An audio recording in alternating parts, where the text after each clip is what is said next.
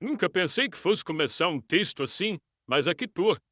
Não sei se tô mais puto, envergonhado ou aliviado. Talvez tudo ao mesmo tempo. Porque quando você flagra a mulher que você ama, a mulher que dorme do seu lado toda noite, metendo chifre com personal trainer, aquele mesmo que você ajudou a pagar para ela se sentir melhor com o próprio corpo, alguma coisa dentro de você quebra e outra nasce no lugar. Não foi um flagra cinematográfico tipo filme ruim. Foi muito pior, porque foi silencioso, quase frio. E quando você percebe que a traição não foi só de corpo, mas de rotina, de confidência, de escolha, é como tomar um soco no estômago enquanto sorri para uma foto de família. Ela estava diferente fazia semanas, e eu, o otário que sou, pensei que era TPM, estresse, sei lá. A gente sempre quer acreditar que é outra coisa, que é fase. Mas não era fase, era ele. Era o maldito do Marcelo, o personal que ela dizia que era gay, que não olhava pra mulher, que era super profissional. Sabe que me fode? Eu confiava nela. E não é papo de homem traído querendo parecer santo. Eu confiava mesmo, porque quando você ama de verdade, você nem imagina que a pessoa vai te enterrar vivo pelas costas. Se você acha que já viu traição, espera só até o que eu vi. Mas segura a onda. Essa história não termina em derrota, não. Porque eu transformei cada gota de raiva em músculo, cada vergonha em foco e cada humilhação em ferro. Bem-vindo à minha queda. E também à minha ascensão. A gente se conheceu numa aula de inglês. Ela fazia piada de tudo, parecia que estava sempre de bom humor. Eu era o cara mais fechado, mais na minha. Ela foi a primeira a puxar assunto. Disse que eu tinha cara de que odiava a gente. Respondi que odiava mesmo. Ela riu e disse que ia me ensinar a sorrir. Foi assim. Namoramos 3 anos, casamos no quarto. Tudo certo. Tudo dentro daquilo que dizem que é o caminho normal. Trabalho, casa, cachorro, filho. A gravidez foi planejada. A reforma da casa também. Eu fazia hora extra para pagar as contas e ela cuidava do nosso filho. Ela sempre foi vaidosa. Não do tipo exagerada, mas gostava de se sentir bem. Depois que entrou nos 30, começou a se comparar com as mulheres das redes sociais. Disse que não se sentia mais bonita, que se achava apagada. E eu, querendo ajudar, sugeri a academia. Ela topou, mas só se fosse com personal. Eu achei justo, quis apoiar. Não era um luxo absurdo, era pela autoestima dela, pela saúde. Marcelo apareceu como uma sugestão de uma amiga dela. Disse que era o melhor da região. Cobrança mensal, vinha até em casa, tudo prático. Vi o perfil dele no Instagram. Fotos de treino, legendas motivacionais clichê e uma carinha de que sabe que é bonito. Mas não julguei. Foco era ela. Nos primeiros meses, tudo normal. Ela ficava animada, postava stories, mostrava evolução. Eu curtia, comentava, incentivava. Mas com o tempo algo foi mudando. E não era só o corpo dela. Ela começou a se arrumar demais para treinar. Rímel, batom, cabelo escovado. Eu comentava, ela dizia que era para se sentir bem, que fazia parte da autoestima. Justo. Mas não era só isso. Ela ficava diferente depois dos treinos. Voltava com um sorriso estranho. Um jeito leve demais, como quem acabou de ouvir uma piada só pra ela. Comecei a reparar que ela não queria mais que eu ficasse em casa durante os treinos. Me dava missões, compra isso, busca aquilo. Comecei a sentir que minha presença atrapalhava. E foi aí que minha desconfiança começou. Não por ciúmes, mas porque a gente conhece quem ama, a gente sente. Teve um dia que eu voltei mais cedo, não avisei. Quando entrei, ouvi risos abafados vindo da sala. Os dois calados quando apareci. Ela me olhou como se eu tivesse invadido um momento dela. E ele parecia desconfortável. Disse que já estava indo, não me encarou. Nessa noite ela não falou comigo. Dormiu virada pro lado da parede. A partir dali começou um jogo silencioso. Ela evitava meu toque e fingimos normalidade, mas cada gesto dela me feria com uma agulha sobre a pele. Comecei a duvidar de mim. Pensava, tô exagerando, tô sendo inseguro. Mas então veio a gota d'água. No dia que eu ia trabalhar de casa por conta de uma entrega urgente, ela surtou, disse que ia atrapalhar o treino, que não queria barulho, que precisava do espaço. E eu, já desconfiando, disse que ia sair sim, mas deixei um celular velho gravando na estante entre os livros. O que eu vi depois foi o fim da minha inocência. Eles transavam na sala, no tapete onde meu filho brincava. No meio do dia, sem pudor, sem culpa, a gravação pegou tudo.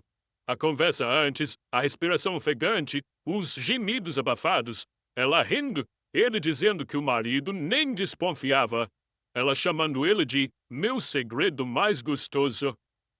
Eu assisti aquilo em pé, no quarto, tremendo. O coração batia tão forte que eu achei que ia passar mal. A vontade era de socar a parede, de quebrar tudo, mas não fiz nada. Fiquei ali, olhando, escutando, morrendo. Um homem morre em silêncio quando descobre que virou piada dentro da própria casa. Sabe o que mais me destruiu? Foi ver a leveza dela, a felicidade. Ela parecia livre, como se estivesse se libertando de mim, como se eu fosse o peso que ela tirou do peito. Naquela noite não dormi. Olhei por teto e fiquei revendo cada cena, cada conversa, cada beijo nosso. Tudo parecia mentira. Passei a madrugada inteira com a gravação pausada na tela, no exato momento em que ela diz: se ele descobrisse eu inventava alguma coisa, ele é lento para essas coisas mesmo. Ela me achava burro, ingênuo, fraco. No dia seguinte, não confrontei, não chorei, não gritei. Tomei café com ela como se nada tivesse acontecido. E naquele momento, uma decisão silenciosa nasceu dentro de mim. Eu não ia destruir nada. Eu ia reconstruir tudo, inclusive eu mesmo. Fiz o que qualquer homem ferido faria. Não fui tirar satisfação com o cara. Não fui jogar as roupas dela na rua.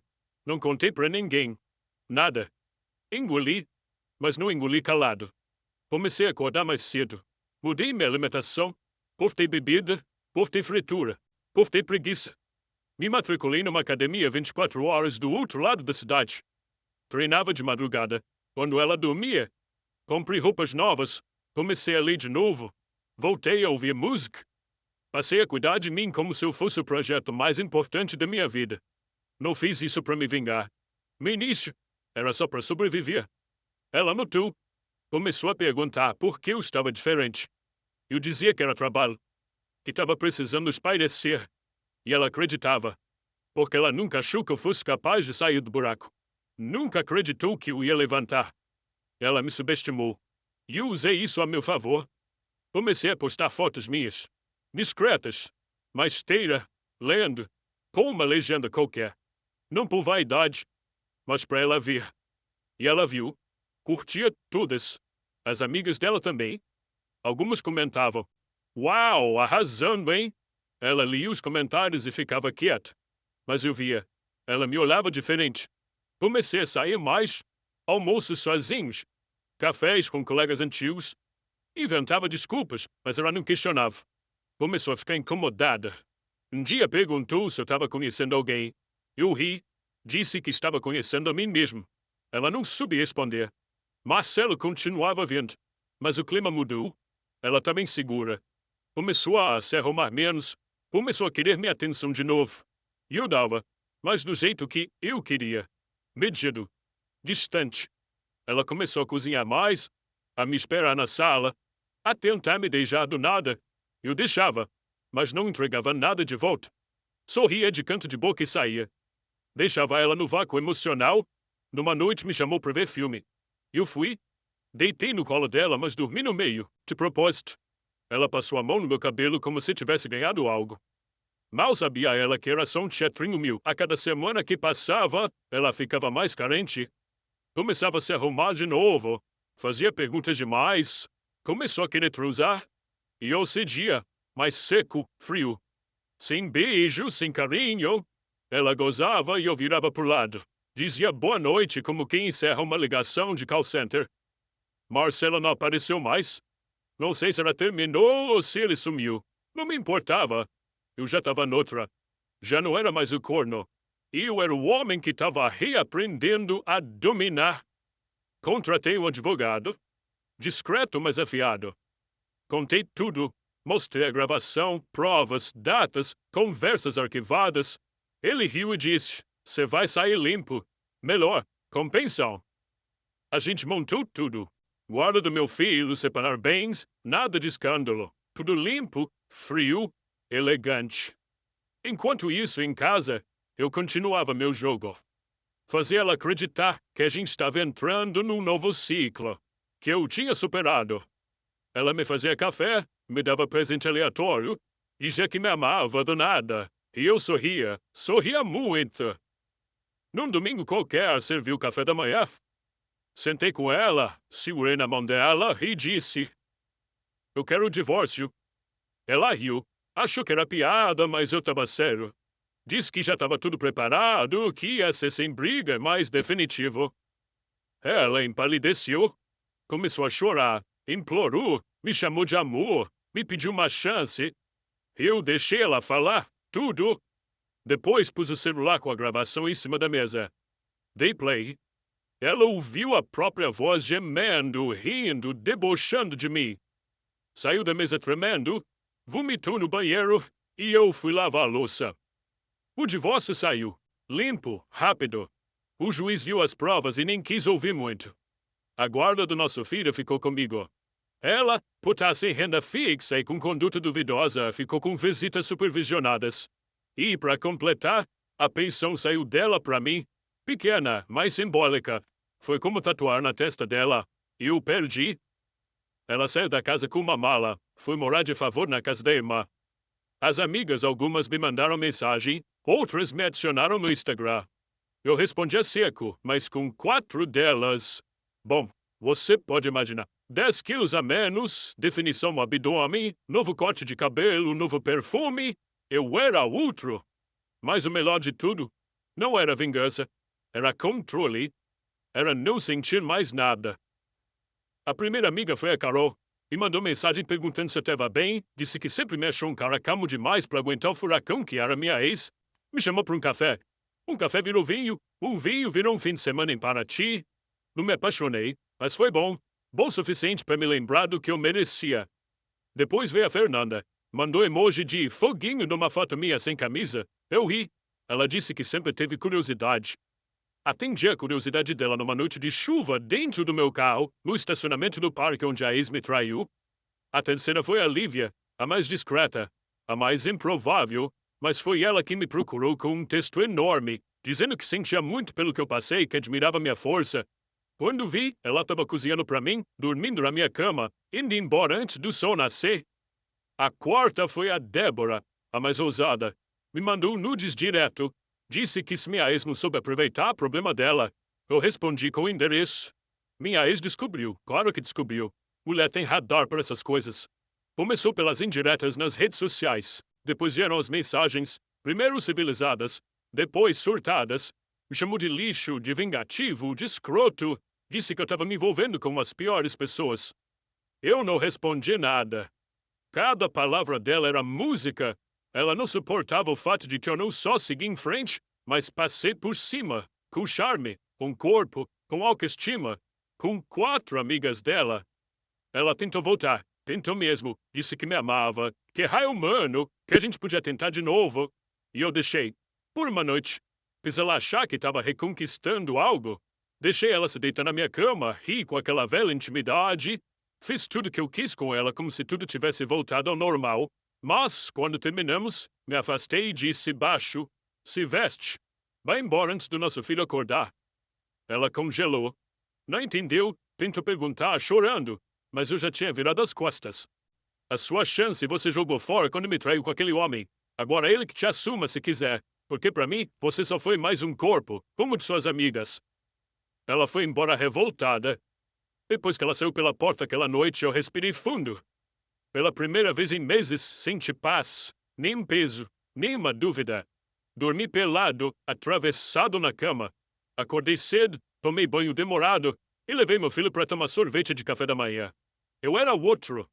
Não um novo homem. Homem real. Inteiro. Sem ela, passei a sair mais. Conheci gente nova, amigas de amigos, mulheres interessantes, maduras, divertidas. Algumas sabiam da história, outras não, mas todas me olhavam com um tipo de respeito que eu não via há muito tempo. Voltei a trabalhar com vontade, tive uma promoção, me inscrevi num curso de escrita criativa. Comecei a escrever pequenos contos. Um deles virou post viral e, em pouco tempo, virei aquele cara que deu a volta por cima. Mas eu nunca quis fama. Eu queria paz. E agora eu tinha.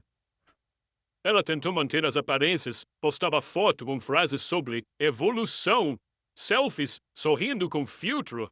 Mas eu sabia. A irmã dela me mandou áudio dizendo que ela chorava toda noite, que tinha entrado em crise, que estava tomando remédio para dormir, que Marcelo nunca quis nada sério, sumiu, e que agora ela vivia falando de mim.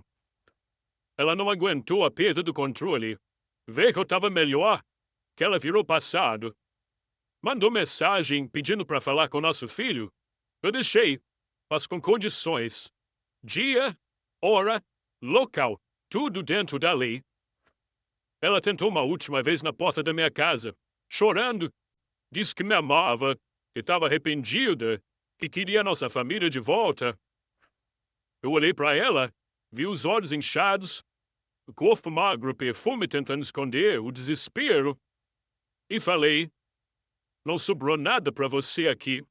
Não tem mais eu, não tem mais nós. Tem lei, tem filho e tem meu direito de não te querer. Ela não respondeu, apenas virou de costas, entrou no carro e sumiu da minha porta como uma página virada. Sem volta, sem rodapé. Minha rotina virou ritual. Acordava cedo, treinava, levava meu filho para a escola. Trabalhar deixou de ser peso. Eu era um cara centrado, saudável e, pela primeira vez, livre. Não existia mais aquela angústia que morava no meu estômago. Não existia mais a sombra de quem me enganou dentro da minha casa. Comecei a receber mensagens, gente curiosa perguntando como eu tinha aguentado tudo aquilo, alguns querendo conselhos, outros só querendo saber se era verdade. Eu ignorava a maioria. Ninguém viveu o que eu vivi, e eu não devia nada para ninguém. O que eu fiz foi por mim e por mais ninguém. Meus treinos evoluíram. Meu corpo virou o mural da minha resistência, e quando eu me olhava no espelho, via um cara que passou pelo abismo e voltou com um olhar firme. Ela mandou uma carta, escrita à mão.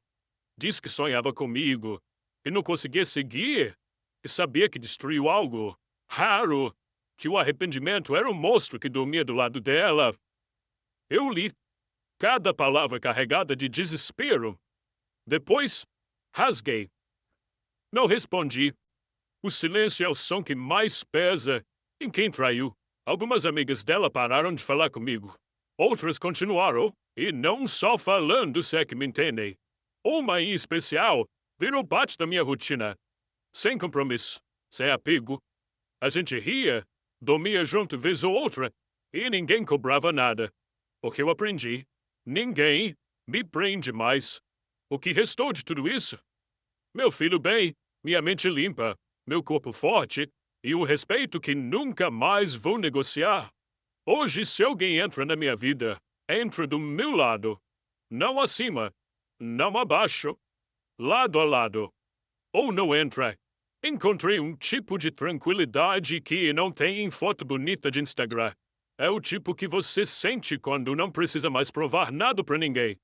Quando você é a sua própria prova.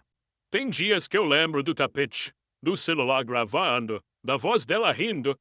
Mas passa, como cicatriz que coça em dia de chuva, mas não sangra mais. Voltei pra sala uma vez, sozinha. Sentei, olhei em volta. Meu filho dormia no quarto. A casa em silêncio.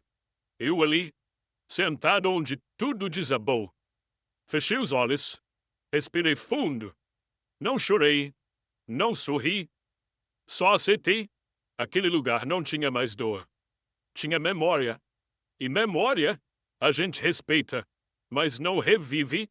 Levantei. Fui até o espelho. Encostei a mão no peito e disse para mim mesmo: a gente passou. A gente ficou de pé. Hoje, se você perguntar se eu perdoei, eu respondo: não, mas também não odeio.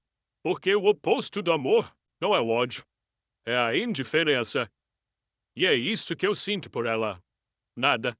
Ela segue a vida dela, eu sigo a minha. E se um dia ela contar nossa história por aí, que conte do jeito dela. Eu sei o que vivi. Eu sei o que venci. Se você leu até aqui, obrigada. Talvez você esteja passando por algo parecido. Talvez você ache que não tem saída, mas tem. Só que não é no outro. É em você. E se um dia você se vingar, que seja do jeito certo, vivendo melhor do que qualquer um achou que você conseguiria. Você perdoaria uma traição dessas? Já viu alguém ser enganado dentro da própria casa como eu fui? Comenta aqui embaixo. Quero saber se esse tipo de covardia já bateu na sua porta também. Eu leio tudo. E me diz aí, de onde você está assistindo? Quero saber até onde essa história chegou. Aqui no canal tem história nova toda semana, sempre intensa, sempre com um desfecho que deixa marca. Então entra para nossa família, se inscreve, ativa o sininho e vem comigo. A próxima história pode ser ainda mais forte.